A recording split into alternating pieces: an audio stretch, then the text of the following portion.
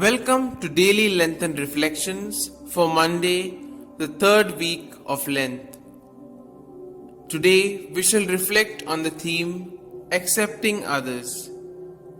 In the first reading, we come across with the healing of Naaman.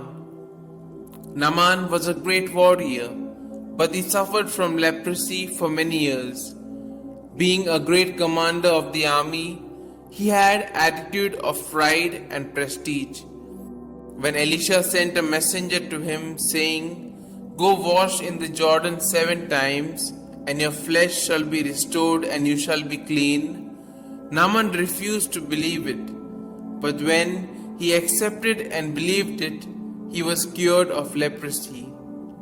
In the Gospel, we find Jesus rejected by his own people.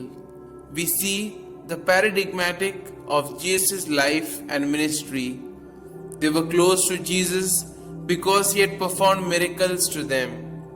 When Jesus asked them why they did not believe in the prophet Elisha except Naaman the Syrian, they became angry at Jesus. They refused to believe him. Jesus could not do more for his hometown because they were not open to him.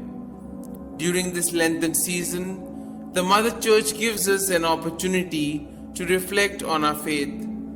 In both the readings, we find that there is a refusal to believe. They refuse to listen to God. But when Naaman listened and obeyed, he was cured of leprosy. Sometimes we also don't believe and accept Christ. We refuse to listen to him. We fail to accept him. But today, Jesus is inviting each one of us to come and believe so that we may have a good life. Let us ask the Lord during this Lenten season to open our hearts and minds so that we may hear the word of God and believe it